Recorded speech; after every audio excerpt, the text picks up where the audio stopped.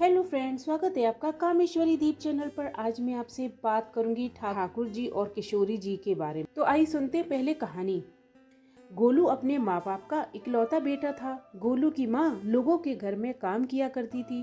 गोलू के पिता मजदूरी का काम किया करते और गोलू के माता पिता गोलू से बहुत प्यार करते। वह कम ही कमाते थे पर गोलू की हर इच्छा को पूरा करते थे। जो भी चीज घर में आती थी गोलू का सबसे पहले अधिकार होता।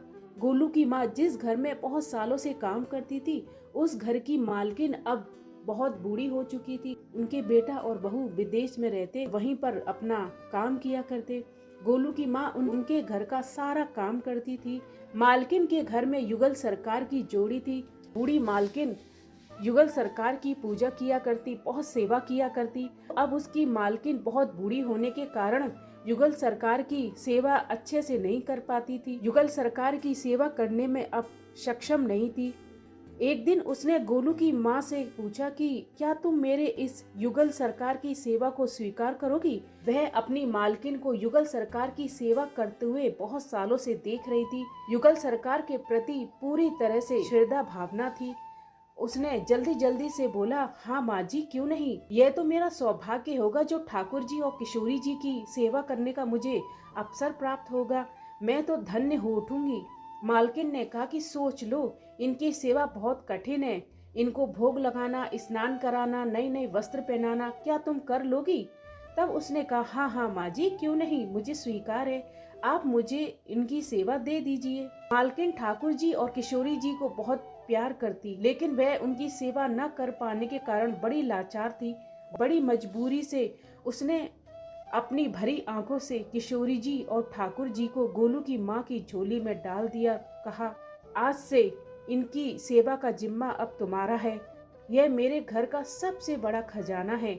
आज मैं ये खजाना तुम्हें देती हूँ। ये खजाना तुम्हारा हुआ। गोलू की माँ बहुत खुशी से झूमने लगी और घर आकर उसने एक साफ चौकी पर कपड़ा बिछाया और युगल सरकार को स्थापित कर दिया।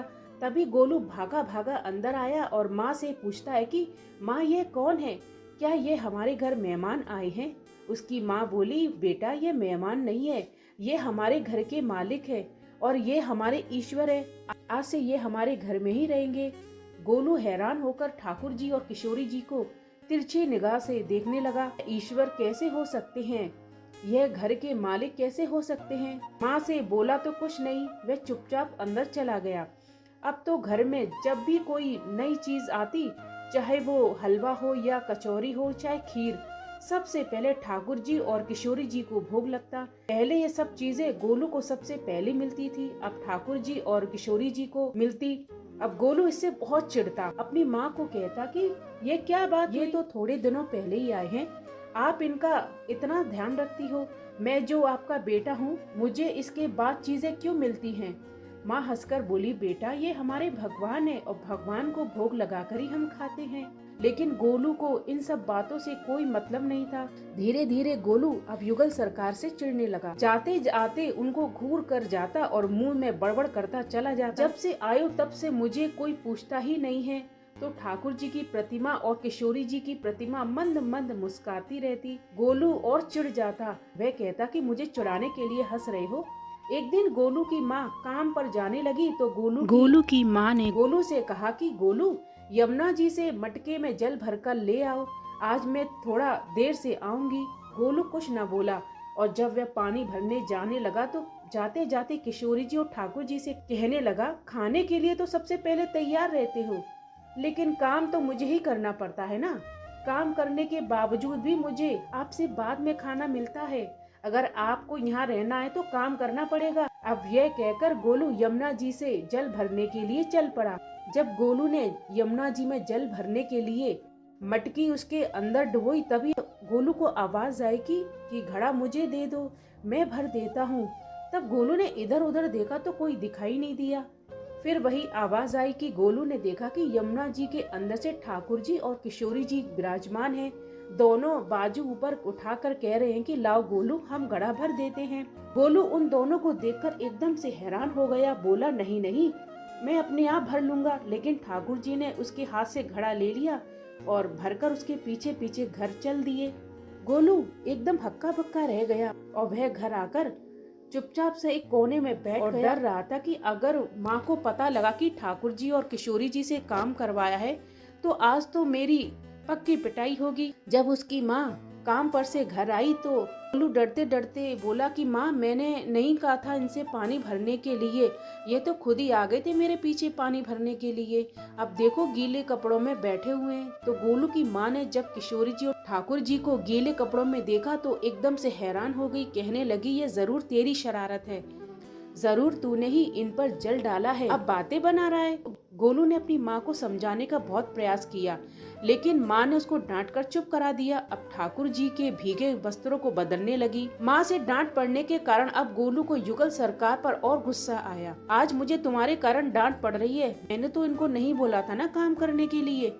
अगले दिन माँ फिर काम पर गई और गोलू से बोली, गोलू तेरे बाबा कुछ काम से बाहर गए हैं, अब घर में अनाज नहीं है तो कुछ अनाज लेकर चक्की में पिसवा कर लाना, तब तक मैं लोगों के घर में काम करके आती हूँ। गोलू ने हामी भर दी। गोलू ने अनाज का कनस्तर धीरे से उठाया कि कहीं फिर ना युगल सरकार मेरे पीछे आ जाए। अब घर से दबे पांव बाहर निकल गया। लेकिन यह क्या, ठाकुर जी और किशोर जी तो पहले से ही वहाँ खड़े थे। गोलू के हाथ से कनस्तर लेकर कहा, अनाज पिसवाकर हम घर ले आएंगे। अब गोलू का डर के मारे बुरा हाल था। अगर माँ को पता चल गया कि उन्होंने फिर से काम किया है तो माँ फिर से मुझे डांटेगी।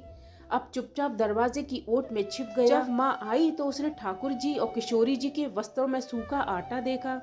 वे गोलू गोलू कहकर चिल्लाने लगी कि तुझे पता नहीं है कि ये हमारे भगवान हैं, तू भगवान के साथ शरारत करता है, तू सुधरता क्यों नहीं है? आज तूने फिर इनके ऊपर आटा फेंक दिया। तो गोलू शपथ खाकर कहने लगा, नहीं माँ, मैंने कोई शरारत नहीं की, ये तो मेरे हाथ से गेहूं का कनस्तर लेकर खुद पिसवा कर चक्की से लाए हैं आटा। गोलू की माँ बहुत गुस्सा हुई, बोली तू जानबूझकर किशोरी जी और ठाकुर जी पर इल्जाम लगा रहा है। अब ये तो हमारे भगवान है, आज तुझे खाना नहीं मिलेगा, आज तेरी यही सजा है। बेचारा गोलू मन ही मन ठाकुर जी और किशोर जी पर गुस्सा करता हुआ अंदर कमरे में जाकर चुपचाप बैठ गया। जब उसकी माँ का थोड़ा गुस्सा शांत हुआ तो उसने आकर गोलू को बड़े प्यार से समझाया कि ऐसे हमें भगवान को नहीं सताना चाहिए। तो गोलू आंखों में आंसू भरकर रह गया लेकिन कुछ बोला नहीं। अगले दिन फिर उसकी माँ बोली, बेटा गोलू, आज तुम्हारे बाबा को बाहर गांव से लौटकर आना है, बस आज का ही काम है। तुम जंगल से थोड़ी सी लकड़ियां ले आओ ताकि मैं वापस आकर भोजन बना सकूं। अगर मैं लेने गई तो काफी समय लग जाएगा, बस आज का ही काम कर दो, फिर तुमसे आगे से काम की नहीं कहूंगी। गोलू फिर डर गया, कहीं ठाकुर जी और किशोरी जी मेरे पीछे ना आ जाए। गोलू ने माँ को बोला कि मैं तो चला जाऊंगा लेकिन अपने युगल सरकार को समझा दो, ये दोनों मेरे पीछे पीछे ना आ जाए। उसकी माँ हंसकर बोली, हाँ हाँ समझा दूंगी, तुम जाओ। अब गोलू जल्दी जल्दी लकड़ियाँ लेने के लिए जंगल चला गया। उसकी माँ काम पर चली गई। अचानक से उसकी माँ जल्दी काम से वापस आ गई। जब घर वापस आई तो उसने देखा कि युगल सरकार अपनी चौकी पर विराजमान नहीं है। वह तो एकदम से घबरा गई, कहीं गोलू ने शरारत तो नहीं की, युगल सरकार को कहीं रख तो नहीं आया। वह भागी भागी जंगल की तरफ गई और उसने देखा कि गोलू के साथ में दो लोग हैं जो लकड़ियां लेकर घर आ रहे हैं। गोलू की माँ यह देखकर सब हैरान हो गई, यह तो किशोरी जी और ठाकुर जी हैं। वह तो एकदम से हैरान परेशान होकर मूर्छित होते होते बची।